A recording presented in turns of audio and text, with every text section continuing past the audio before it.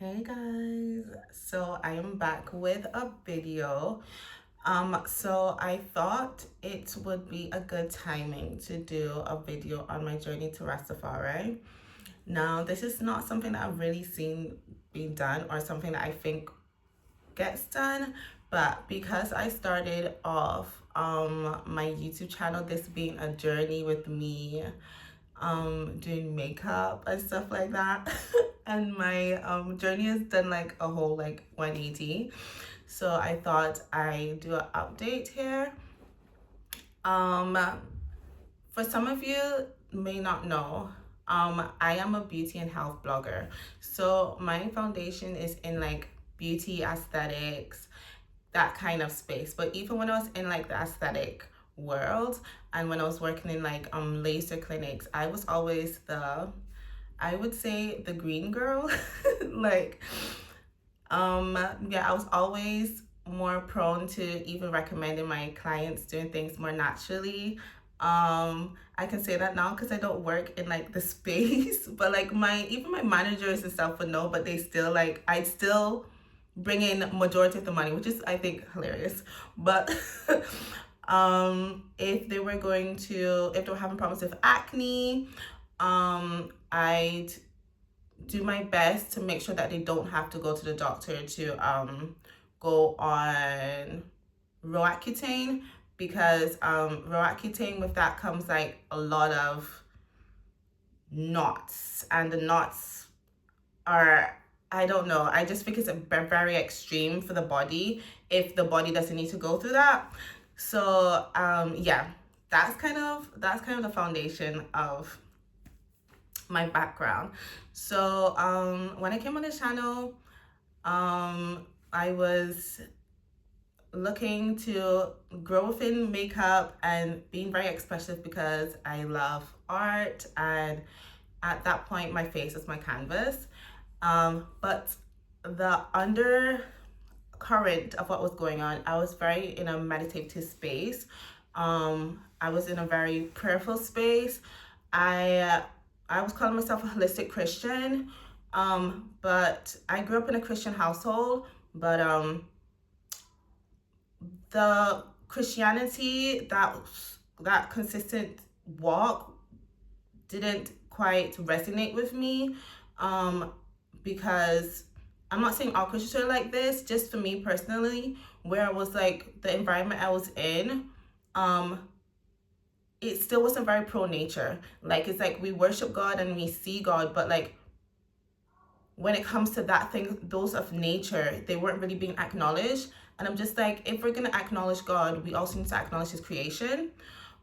So I think that's where I was, and I kind of struggled with that consistently throughout my adulting, basically, like even in my 20s, because I was just, I don't know where I fit in with my space. And when I was 16, I did try to look into Rastafari, but now that I am a Rastafarian, I understand that I had a lot of unlearning to do and a lot of being at peace of self to even be able to receive Rastafari. And so through that meditation space, that undercurrent, I was actually like healing my inner child, which was preparing me for where I am today. So I would say now it's over a year ago where I had kind of this, I don't even know what to say. Like, it was like a weird full circle situation where um many years ago I had a situation when I was in a very low space, and it was a very dark space, and I'm not going to go into it because the fact of the matter is Jah was there. And that was like, I think that was my, no, I know that was one of the main interactions I had with Rastafari. And I remember understanding that I was going to do this journey differently. And that's when I was also re-entering into beauty professionally. So it's like Rastafari was there from the beginning. And yeah, so in the end, Rastafari will always be first and will always win. Light will always win. Because I'm not saying that beauty is dark. No, beauty is within self. But I feel like the system and I feel like society has created beauty as a tool against women, against men, to put us against each other.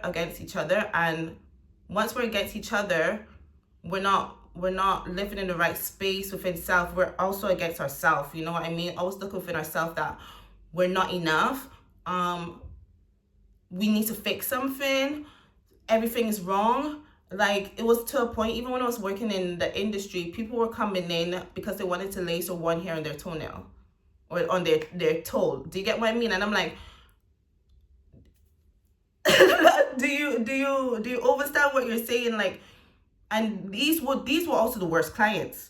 They were actually the worst ones as well. Like, they were so bent on, like, my one big toe has hair on it and it has 3 strands and I need to laser it.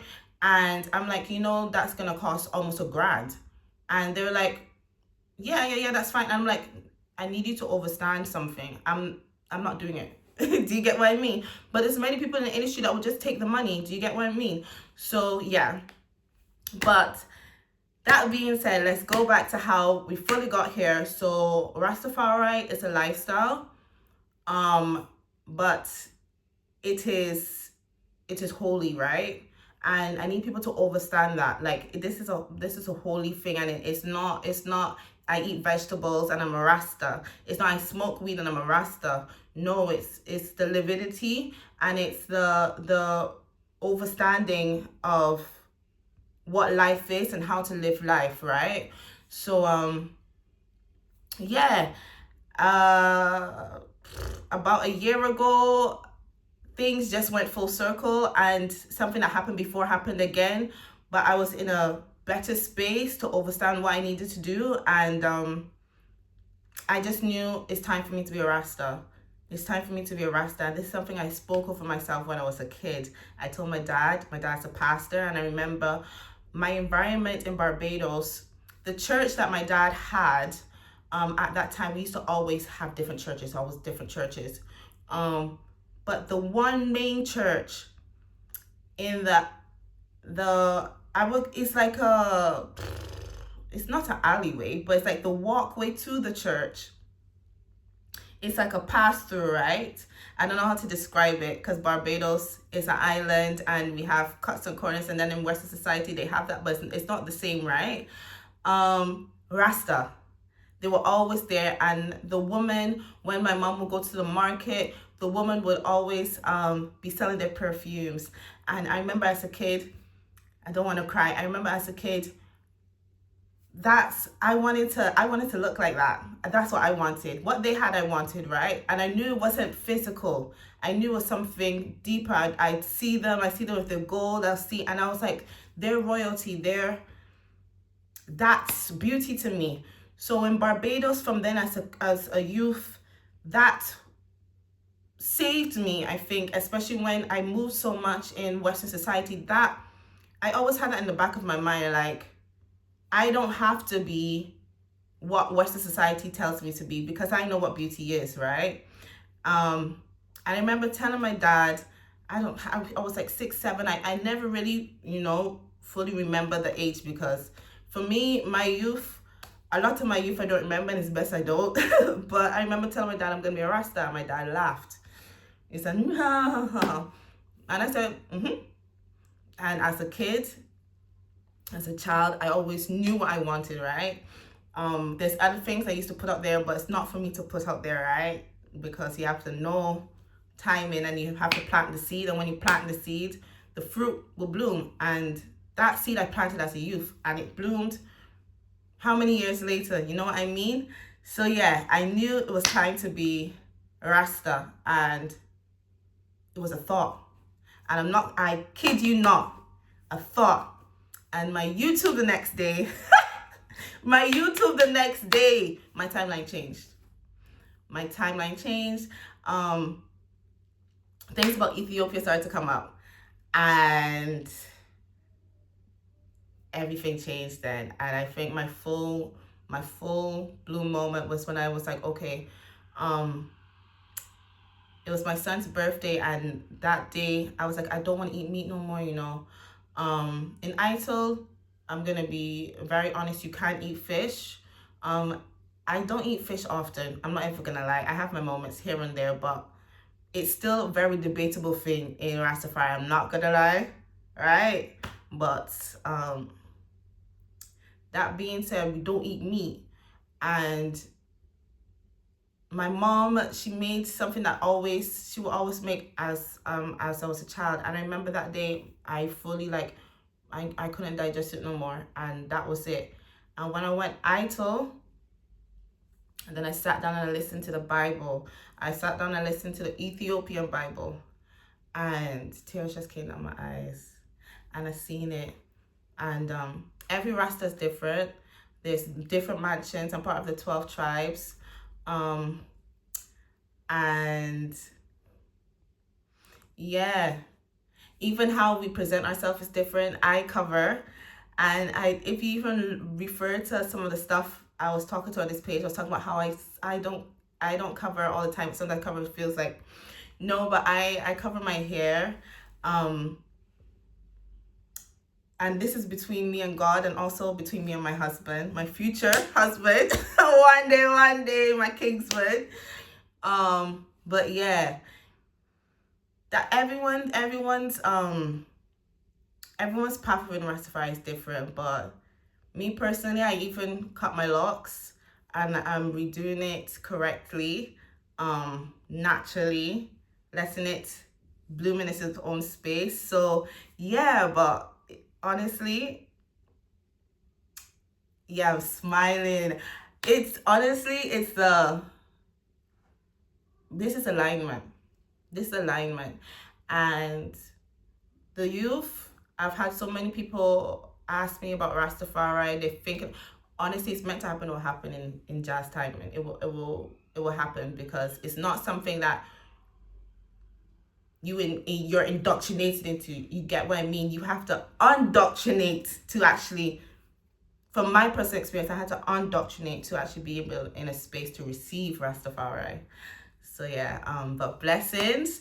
Thank you for listening to this, and I hope maybe it's informative to someone out there that you've been craving Rastafari, Jah Rastafari, Haile Selassie, Jehovah Jireh, our provider, you know, conquering line of Judah.